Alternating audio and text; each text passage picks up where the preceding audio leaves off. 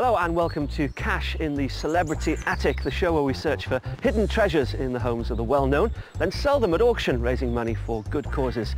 Well, today I'm on my way to meet a rather well-known British actor and singer. He was born in Liverpool and made his acting debut in the city soap Brookside. He's got a passion for acting, oh yes he has, but he's also got a passion for singing. He's released his own album, you know. He's best known, though, for playing the Dr. Owen Davies in a well-known BBC medical drama. Have you guessed who it is yet?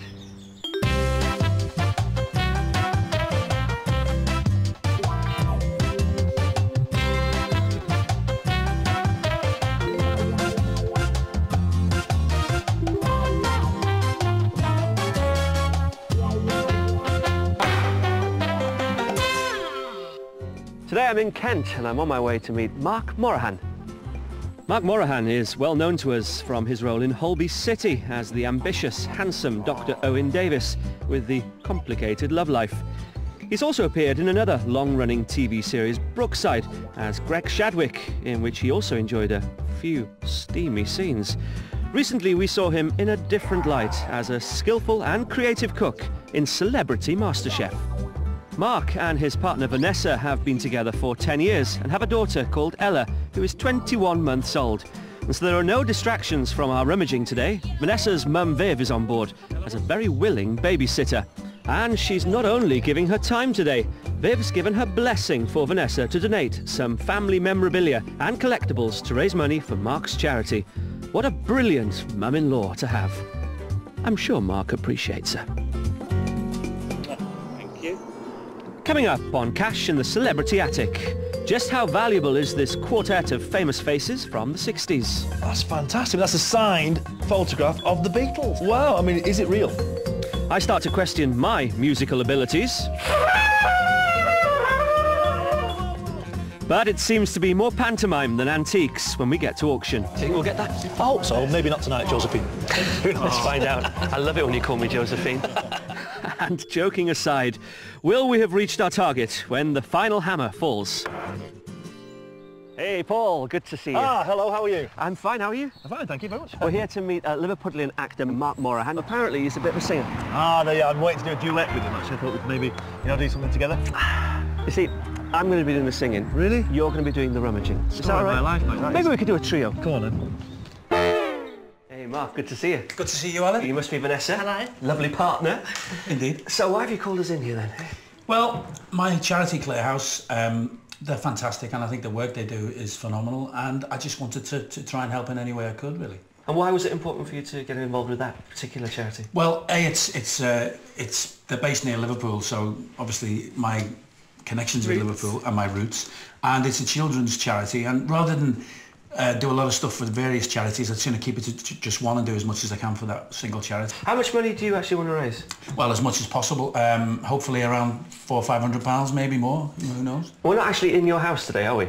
No, we're not. We're in Vanessa's mum's house because, well, we've got a baby and it's a bit chaotic at home. So we just thought it'd be a lot easier to come here, and she's got a big attic. Well, I know Paul's been here for a while, having a good old rummage. Shall we go and see how he's got on? Absolutely. Yeah, let's go. Come on. Well, with Vanessa's mum's house at our disposal and her generosity extending to donating a few family items to raise money at the auction, let's get started. And all set to put his expert antique knowledge to good use is Paul Hayes. Here he is. Ah, now then, hello. You been busy? I have been really busy, actually. Do you know, I found two of my favourite things. Apart from you two, of course. Hey, what about me? And you as well. Isn't that fantastic? What are they? These are Netskis. Have you heard of that? Netskis. Well, Netski. I wasn't sure. Funnily enough, there's a piece of paper that goes with them. If you look behind you in that. Ah, there we are. Right, okay, go on. Now, Uncle Norman, in 1961, he bought these. He'd been on a cruise, and it was a Christmas cruise, 1961, and that's when he purchased those items, and he's written on the back what they were. They are. These are believed to be Netskis. That's great. I mean, that adds a little bit of provenance. We know that they're at least 40 years old, don't we, with them being on a cruise in 1961. And there's two words there. Ni actually means the root, and ski actually means to attach. And these are actually worn. They're part of a kimono. Oh, wow. And in Japanese culture, obviously the kimono doesn't have any pockets. So if you needed to carry things with you, you'd actually have an obi, which is like a sash. Okay. And the top of the obi would be one of these. And this would be the stopper or the root of the sash. And of course on the sash then you could hang your little baskets, your little purses and that sort of thing. Are they religious at all then? Is it kind of a Buddha figure?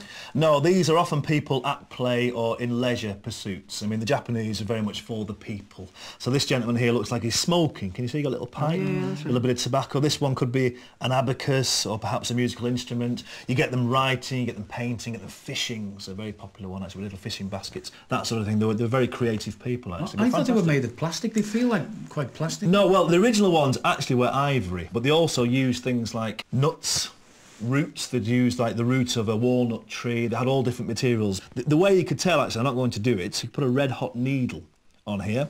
It will pierce through. If it's plastic, it goes right the way through. But they do have a feel to me, and they could be like a light nut or perhaps even a root of some sort. They're not ivory. I mean, if I said sort of 40, 50 pounds each, maybe 81, 20, something like that. Hey, wow, that's great. That sound all right to you? Yeah, really pleased. Konnichiwa. Good start. Konnichiwa. Yes, konnichiwa to you too. Should we move on? Yeah. Paul said the Natsukis could that fetch to 120. 100 plus. Those things would have just gone in the bin. Well, yeah, I mean, who'd have thought these little Japanese figures? I just thought they were plastic. And to find out that they're actually, I've got a bit of history to them. And they were And have a worn, purpose. Yeah, and have an actual purpose. That's fantastic. As Paul said, the Japanese culture is amazing, and to have objects like that is great. Thanks to Uncle Norman and his travels, we've got a great kickstart towards our total, but we're still a long way off, so more rummaging is needed. While Vanessa is in the garage searching, I've come across this stamp collection that belonged to Vanessa's dad. There are several commemorative sets in these albums. Together, Paul thinks they could reach between £35 and £50.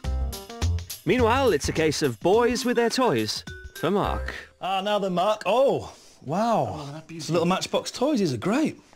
Fantastic details, aren't they? Whose were these then, you know? These were Vanessa's dad's, Bob's, from a child, and although they're in great nick, he did play with them. Really? Now, I don't know about you, but did your toys ever stay in that condition? No, I would have had no wheels left on them, yeah, paint chips and everything. I think they were highly prized. Legend has it that one of the directors at the Leslie factory had a daughter, and the daughter went to school and used to bring toys to school, and she was told off by the teacher and said that if you can make a toy small enough to go inside a matchbox, you can bring it in. And that apparently is where the whole idea came from. Isn't that fantastic? Story, but you can date these actually by the windows. The perspex that we now use in all these models was actually developed by NASA. How fantastic is that? And that doesn't really appear to the late 50s. So we're looking at late 40s, early 50s. Isn't that fantastic? Yeah, it's in great nick. But these are great. So you've got the boxes. I mean, how many have you got? We've got 3. One of them, this is my favourite. I think this is fantastic. Okay, so this is a milk cart with the horse and the driver. That's amazing, isn't it? Look at the detail in there. Yeah.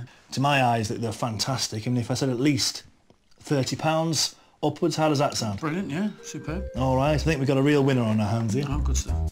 They say good things come in small packages, and even though it may be a small figure, it all helps towards our final total. Vanessa has come up trumps in the garage, finding a set of contemporary plates featuring scenes from the life of Napoleon. They were produced by potters Henri Darceau, who are based in Limoges in central France.